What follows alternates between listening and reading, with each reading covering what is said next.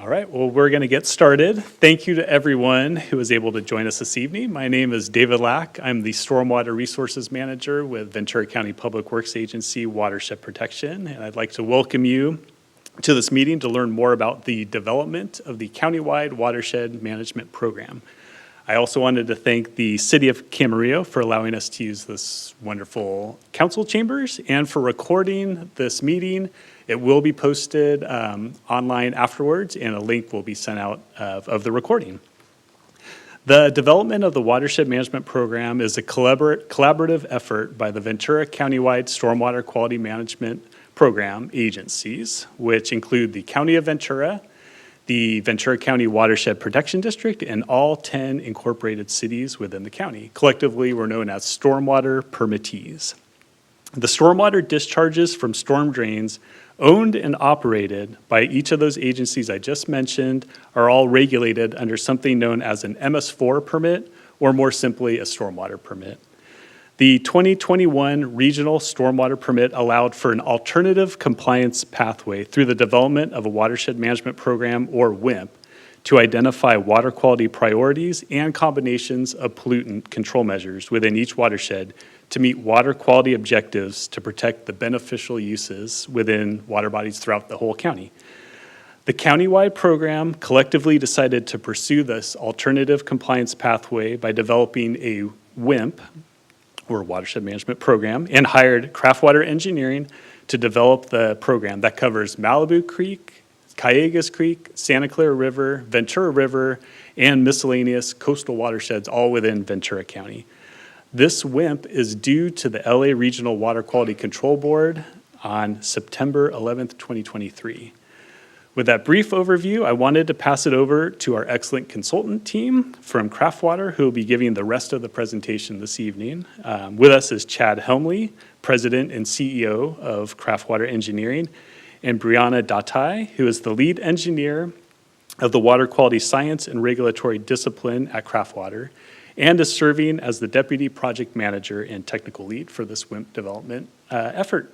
And with that, I will pass it over to Chad and Brianna. Thank you.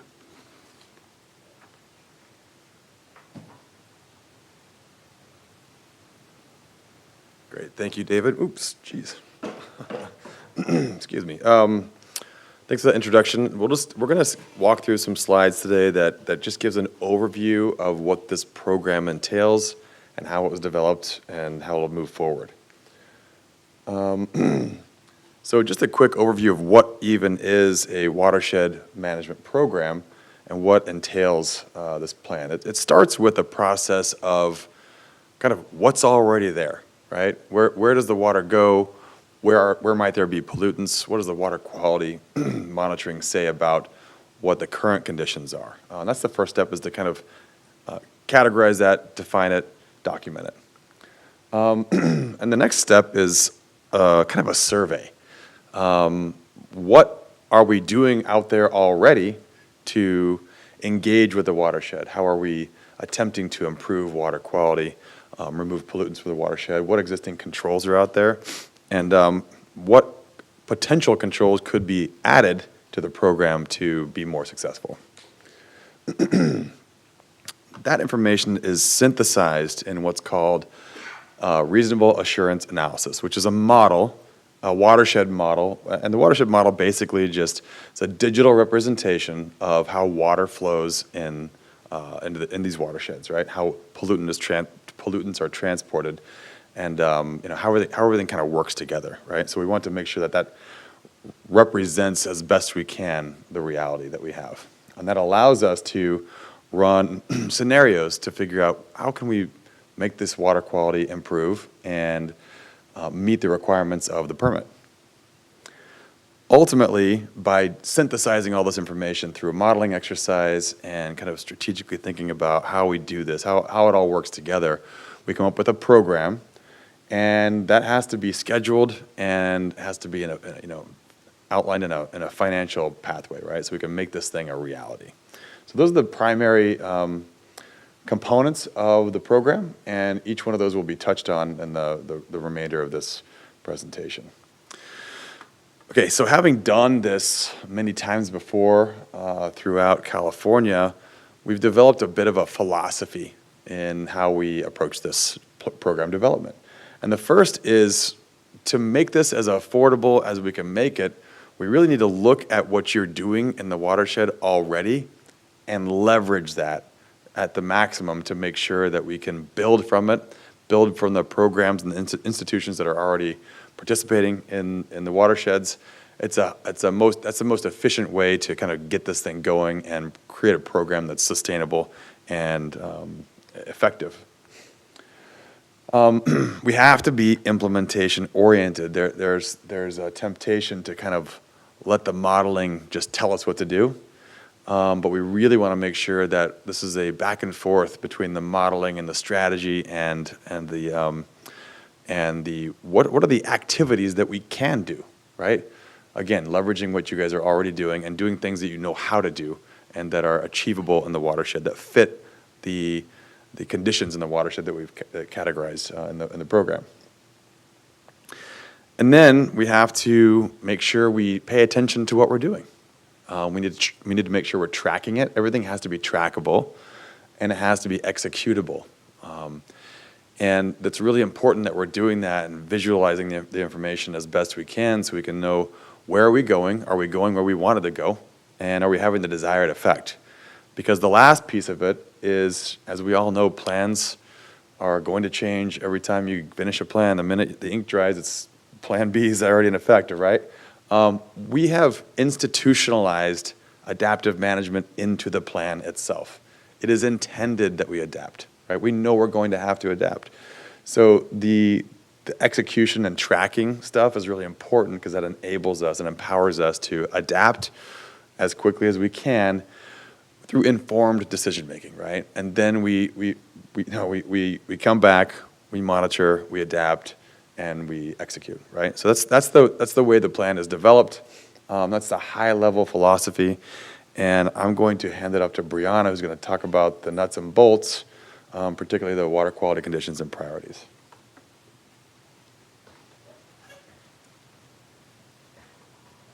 All right, thanks, Chad. So one of the first pieces that Chad mentioned is this water quality conditions assessment and characterization, and what are the key priorities. So it's really looking across all the information we have in these watersheds to better understand what are the current conditions in terms of the water quality, and what are the key priorities that need to be addressed from a pollutant load reduction standpoint.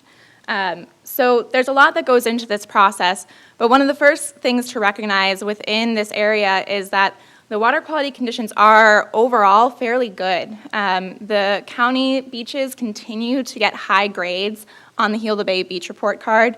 So you'll see during summer and winter dry weather periods, over 95% of the time, the beaches are scoring an A or a B grade. And then even during the wet weather conditions, over 80% of the time, they score an A and B score. Also, across other water quality conditions that we're evaluating, there really are minimal exceedances of water quality objectives that are set within the region. So we're already starting off at a very high water quality condition, but that doesn't mean that there are still some other pollutants that do need to still be addressed. And that's really the focus of this watershed management program, is honing in on those pollutant priorities that require reduction to meet the current standards to really protect the beneficial uses within the receiving waters across the watersheds that we're looking at. So the permit does outline a very kind of specific prioritization of your water quality conditions and your pollutants of concern. So one of the first things that we look at is where are there established total maximum daily loads, or TMDLs. And so these TMDLs are regulations that have been set that have a set regulatory deadline of when the water quality conditions have to be met. So they're the highest pollutants of concern across the watersheds. There's 15 total TMDLs throughout the 5 watersheds within Ventura County. Next is if there's any additional impairments that have been identified what is on the 303D list. So this is also a regulatory 303D list that sets where there has been exceedances of different water quality conditions or pollutants of concern that are an impairment to the existing beneficial uses within the receiving waters. There's no set final deadline as there is with the TMDLs, but they are the next priority in terms of there's an existing impairment to the beneficial uses within these different water bodies that have been identified. And then finally, there's a number of different monitoring programs throughout the county that we're looking at.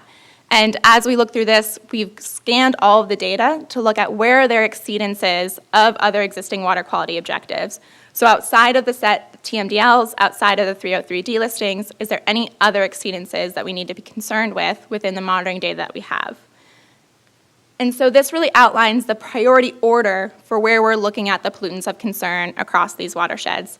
So that top tier is where there are TMDLs. The second is where those 303D or those impairment listings across the different receiving waters. And then finally, any other observed exceedances within the watersheds across the monitoring data that we have to look at, specifically within the last 5 years. So we're looking at what are the current conditions, where there are current exceedances that need to be addressed within the watersheds. So once we've conducted this analysis, ultimately we've identified what those top priorities are in terms of the pollutants of concern. So if we look at during dry weather, so this is when there's no storm events that are happening, the key priorities are bacteria, salts, and nutrients. When we look at wet weather, the key priorities are bacteria again, metals, and then pesticides. So those are the pollutants that we're focusing the program around that want to be addressed within the different strategies that we can identify within our implementation strategies. So I'll just step through each of the specific watersheds in a little bit more detail here in terms of those top priorities. So if we hone in first on Calleguas Creek, again, there's a number of different TMDLs within this region. So there's a metals TMDL, which again is those final regulatory deadlines are set for. There is pesticides, there is also the toxicity, as well as a trash TMDL.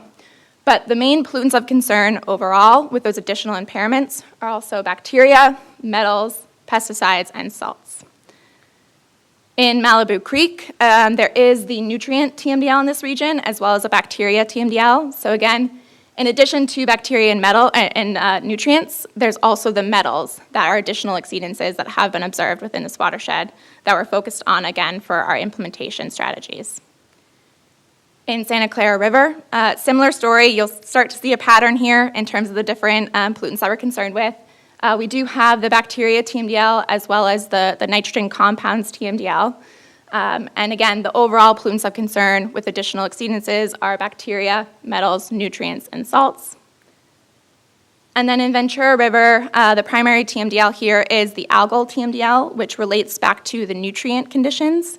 But again, it's bacteria, nutrients, pesticides, and salts that are our priority. And then finally, along the coastal watersheds, really the driver here is bacteria. So there is the existing TMDL for bacteria. There's other impairments, but there's no other main pollutants of concern that we're focused on across those different types of categories that we talk through in terms of the additional exceedances. So I'll pause there and see if there are any initial questions on the water quality characterization.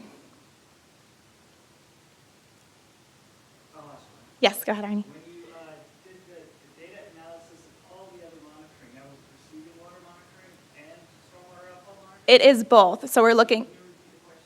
So when we are looking at all of the monitoring data, was it just receiving water or was it also the outfall monitoring data? And so when we did that evaluation, we're looking at both the receiving water and the MS4 outfall, so the actual stormwater system outputs. So we evaluated both in terms of the conditions and really honed in on where is the MS4, so the stormwater system, any key issues within the stormwater system overall. Mm-hmm.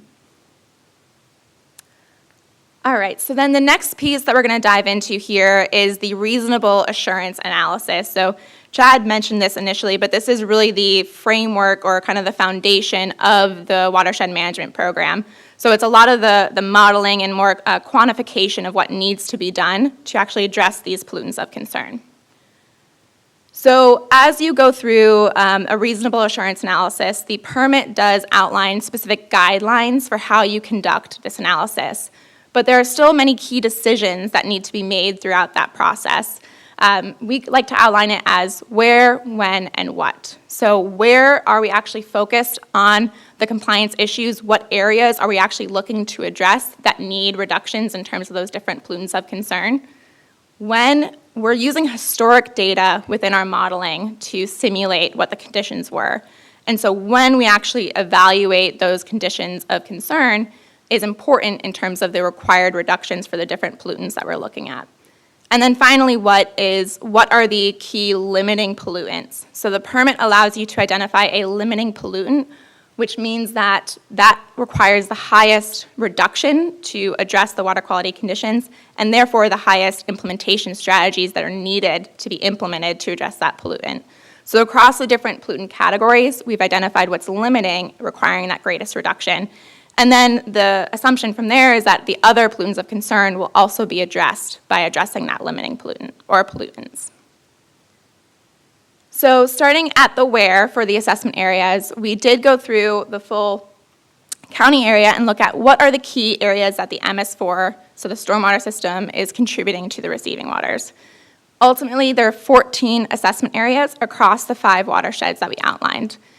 And this is important because we're looking at identifying an area large enough that has more of a watershed input or an impact in terms of we can identify where is going to be the most effective control measures to implement to address the water quality conditions within that watershed. But then also small enough so that we are addressing or protecting the water bodies of concern. So it's a scale, it's an appropriate scale between the two.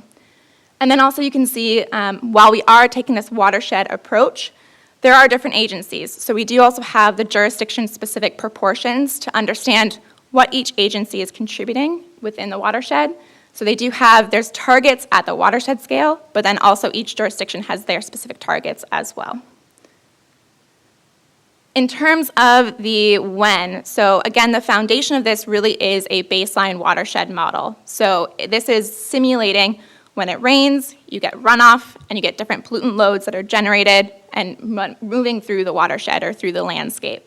So we have specifically set up this watershed model using the data from the MS4 outfall stations as calibration. So the calibration piece is really how are we matching the simulated values with the observed values. So we're looking at how can we best represent within our modeling landscape what we're actually observing within the monitoring data that we have to work with. And we specifically, again, focused on the outfall stations to best represent the characteristics of the MS4 system.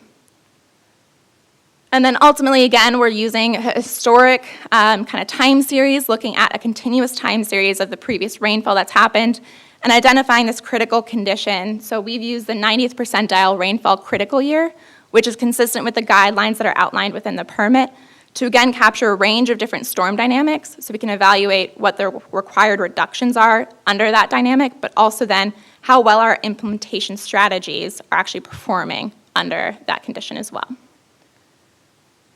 So again, I'll walk through each of the watersheds individually and just looking at the limiting pollutants. So again, this is the pollutant that has either a higher required reduction or more implementation strategies that are required to be implemented.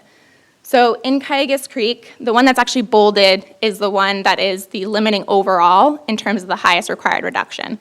But we do in the model specifically look through each of the different pollutant categories for what's the specific pollutant of concern. So in Calleguas Creek, mercury is actually the one that had the highest required reduction within the model, and so that's kind of driving the implementation strategies that are outlined within the plan. In Malibu Creek, it's actually the nitrate plus nitrite, so it's the nitrogen within this that's driving, again, those implementation strategies in terms of what has the highest required reductions. In Santa Clara River, when we did the model evaluation, it's actually specifically focused in on the bacteria requirements.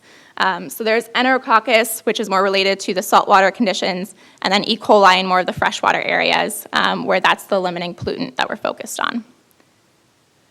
And then in Ventura River, it's again the nitrate and nitrite that we're limiting overall in terms of the required reductions and the implementation strategies that are necessary within this watershed. And then finally, again, along the coast, we have bacteria where there's a recreational use, so where people are actually recreating with the water. Our standards are based on the Enterococcus requirements. But then when there's a shellfish use, that's where total coliform has requirements, and that actually does have the highest implementation requirements to address within the program. And so this is just a summary overall. Again, as we go through the modeling, we are evaluating each of these different limiting pollutants within each category so that we can guarantee the identified implementation strategies are appropriate to actually treat each of these pollutants of concern up to the levels needed to meet the required reductions to have the objectives met for the water quality. And so with that, I'll also pause here and see if there are any questions on the reasonable assurance analysis. Yes. So the question was if it's for both dry or wet weather for all of these or one specific watershed that. So these are, it's evaluated in terms of the critical condition that I mentioned is at 90th percentile rainfall critical water year. So it does have both, but specifically when we look at bacteria, that was specific to dry or wet weather. There's both requirements. So there's a required reduction during dry weather and a required reduction during wet weather as well. And then a few of these, the total maximum daily loads, we are consistent with their specific requirements. So again, when we look at the nutrients in particular within Malibu Creek and Ventura River, we've evaluated what the required reductions are under the dry weather condition or the wet weather condition. So there's both requirements represented. Yeah. For the bacteria, are we looking for just human sources or human and animal sources? Yes, so the question was if for bacteria, we're looking at just human sources or animal as well, and we will get into those details in a few slides here. Right now the objectives are set based on fecal indicator bacteria, and so that represents anything that could be contributing, so it can include animals as well. But when we get to the targeted approach, we know that human sources are going to be the highest risk to actually causing an illness in recreators, which is what we're trying to protect within the beneficial use. So we hone in on those areas that are more likely to have human sources as the first targeted areas to address. Yeah. How good was the model calibration? So I will say overall, in certain areas, this model calibration was very high. So the permit does specify certain standards that have to be met within your calibration. And so across all those MS4 outfall stations that we specifically use in the calibration, we're meeting the fair to good requirements so that we're satisfying the permit requirements. Now, through the adaptive management, there's always more data that we're going to be getting in that we will want to continue to validate and improve that calibration. But overall, we're happy with where the model ended up with the data that we had. Required to have so the regional board has their modeling staff that will review the model. But no outside third party is required. Yes, yeah. All right. So then the next piece here, we're going to walk through the different implementation strategies that have been identified. I'm going to pass it back to Chad to walk through this.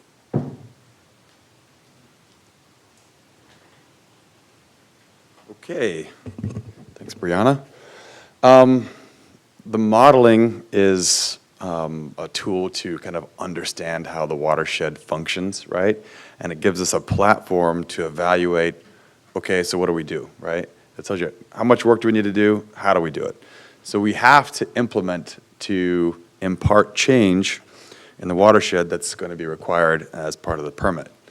The key metric that we care about is this load reduction, right? The required load reduction. That's the target. That's how far we have to go.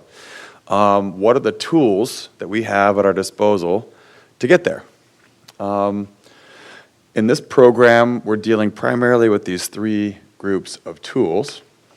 And I'll start with the kind of the low-hanging fruit, which is you're already operating in the watershed. You are the community redevelops, right? Redevelops individual parcels, and as they do that, there are permit requirements that say if you redevelop over a certain threshold, you must put LID, low impact development features on your parcel. And what that effectively does is it treats the stormwater on that parcel itself. So as you can imagine, if that happens over time, eventually we do a lot of stormwater control measures all throughout the region, and if those are built properly and maintained, then we'll be doing a lot of stormwater management on those properties.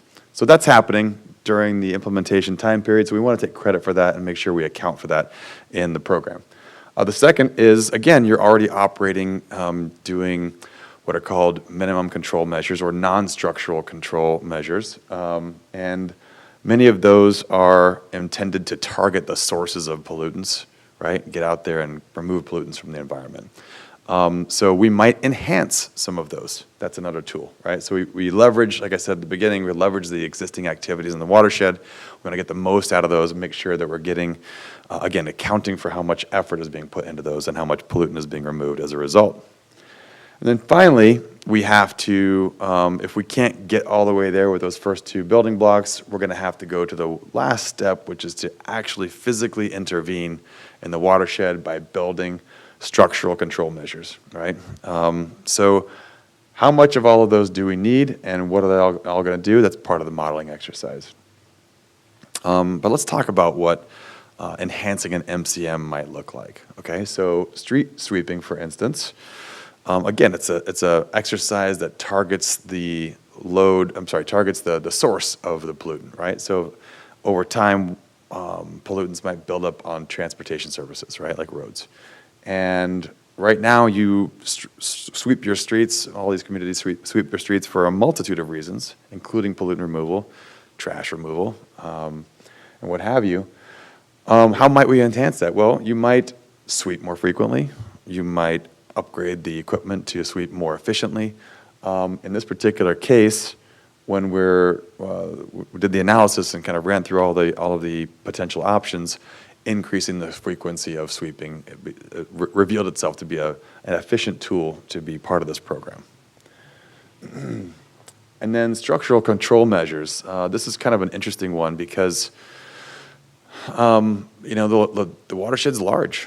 There's opportunity everywhere to intercept stormwater and do something with it, right? To remove pollutants from stormwater, it's a difficult job because water is fast and it's carrying a lot of momentum with it and particles, right?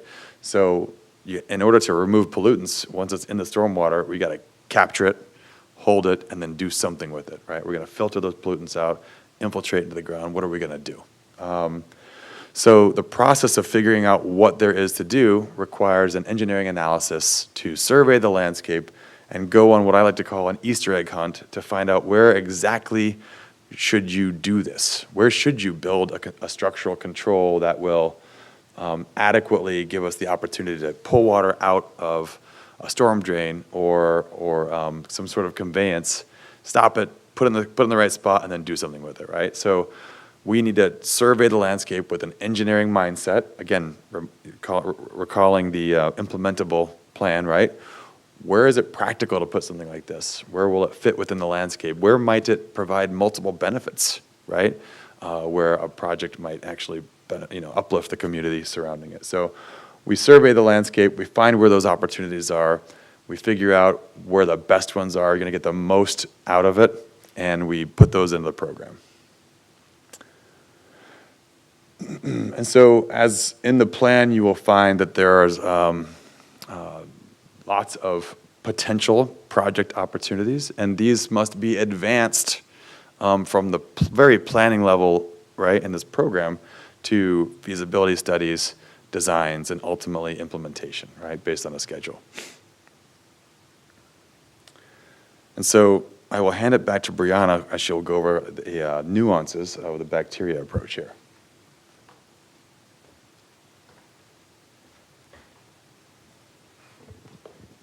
All right, so as we get into the bacteria discussion, this is a very different pollutant from all the other ones that we're talking about.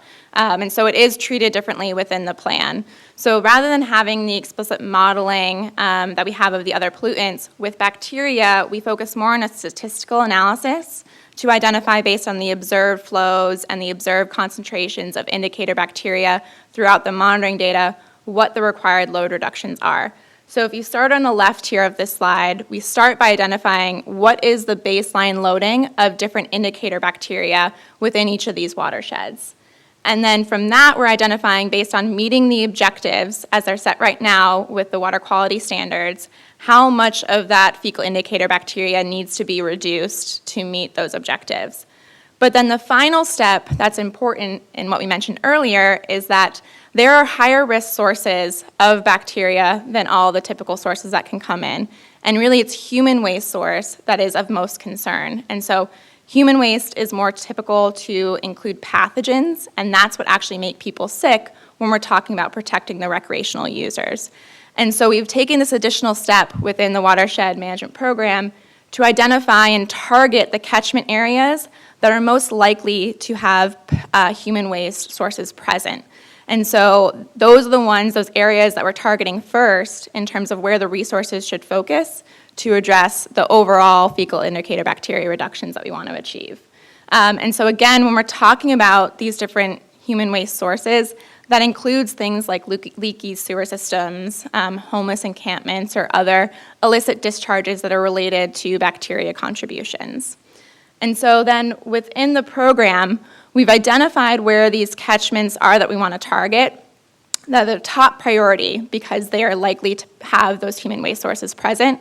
But then also, how many targeted catchments do we have to address to meet that required load reduction based on the current standards? So those have been identified across each of the watersheds.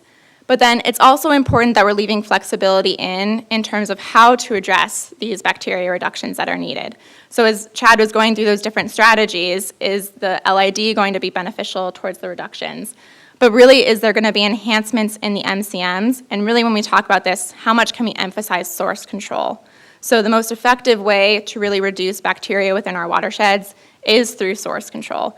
And again, if we can target those highest risk sources first, that's going to be most beneficial to protecting our waterways.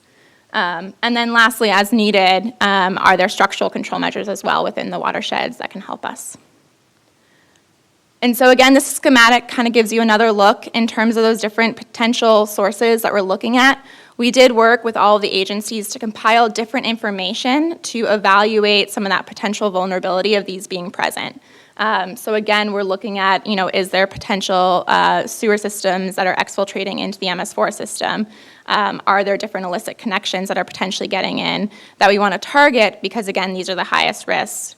There's also additional information in some of these watersheds that have actually monitored for a human marker. And so we can do monitoring data. Typically, it's the fecal indicator bacteria that people measure, which includes everything. But you can also monitor for this human marker. Typically, a lot of people will use HF183, and that identifies that there is a contribution from a human waste source present as well. So that helps to further refine where we're targeting these areas. So this is a snapshot showing, again, we do this separately for dry weather and then for wet weather. So we've looked at across the watershed, where are these targeted areas that are outlined in green here on the maps here, that by addressing these catchments, again, they're the potential for the highest risk, but also they will meet the load reduction requirement in terms of the current standards. You can see here, this is just showing the number of potential human waste sources. So that doesn't mean if there's a higher number that it's going to be a higher concentration. It just means that there's more likelihood that there was a human waste source there that we want to be able to address.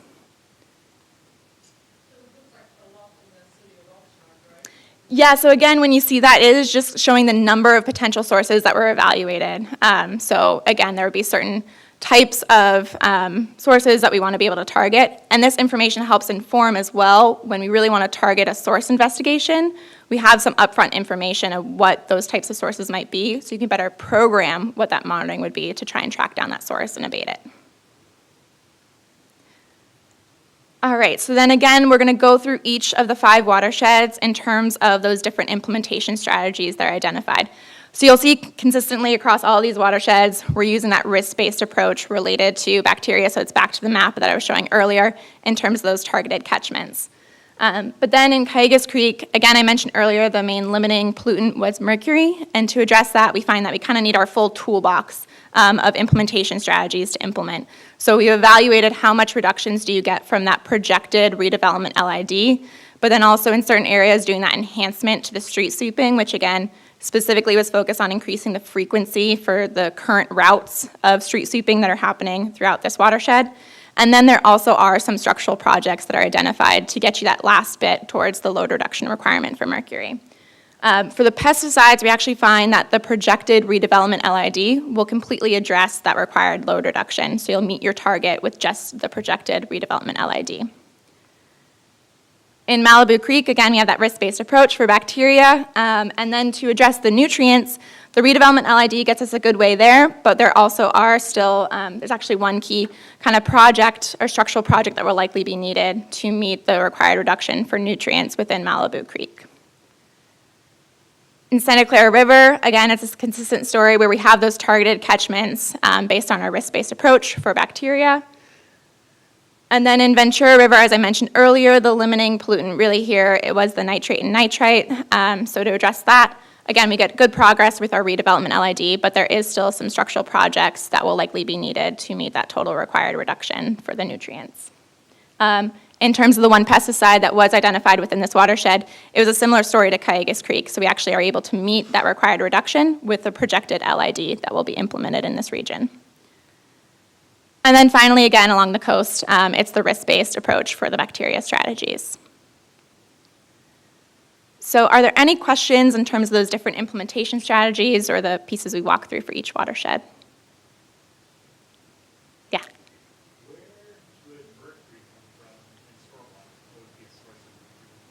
Where would mercury come from? So a lot of the different mercury sources can be more industrial in certain places, but a lot of it is outside, kind of getting into the stormwater system. And so we're evaluating that in terms of the different potential sources that are kind of coming into the system itself, but likely outside of any of the residential type contributions or old historical uses.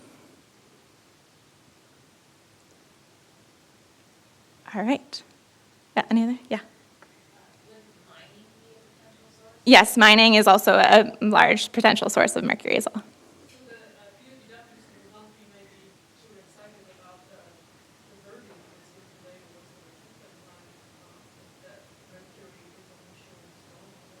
So in terms of the diversion into the systems you're talking about, so most of that, if you're looking at some of those diversions, if mercury is a concern, you can look at certain treatment before it is diverted to meet the standards and consistently with them.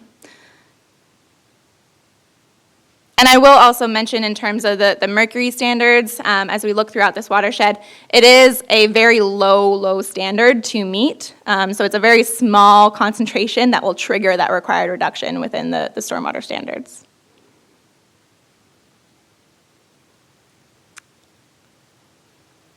All right, so then I think the last piece here that we really wanted to touch on was in terms of kind of what are the next steps moving forward with this program. So as we've really laid out the different implementation strategies, the different required reductions, this is the plan to get towards those load reduction requirements. But ultimately, really the compliance is based on your monitoring data.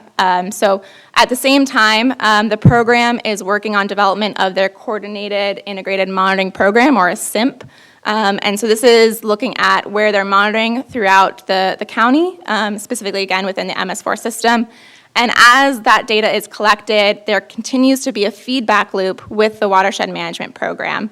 So as more information becomes available throughout the monitoring data, looking back at what the kind of pollutants of concern, the primary targets that we've established within the Watershed Management Program, how well are those being addressed, and also how are we tracking with the implementation, how much progress are we actually making with the different enhancements to the programs, or if new projects are built, how is that impacting in terms of the monitoring data that we're seeing? Because again, at the end of the day, the compliance is ultimately based on what you're actually observing within the monitoring data. So in terms of next steps, this will be, this is being recorded right now, and it will be posted up on the vcstormwater.org in a few days. We also know if you have any additional comments, we have put David Lack's information on here, so you can contact him. If there are any additional comments, feel free to, we're happy to take any questions now or any comments, but also if you think of anything later, we're accepting any comments up through August 4th. And then as always mentioned, this will be submitted to the regional board on September 11th. And then after that, the regional board will also post this on the LA Regional Board website. The link is on the slide here. So there will be a public comment period as well that's formal once that's posted from the regional board. So that does conclude our presentation. If there are any other questions or comments, we're happy to take any feedback as well. So the plan is still being reviewed by all of the agencies. So the cost and financial plan will be fully laid out within the plan. But yes, the costs, as you can expect with any of the implementation, these strategies, it is large projects that we're talking about implementing. So there is a full financial plan that's currently being reviewed by the agencies. Any other questions? That's a wrap. Yeah. All right. I think, were you going to close anything out? All right.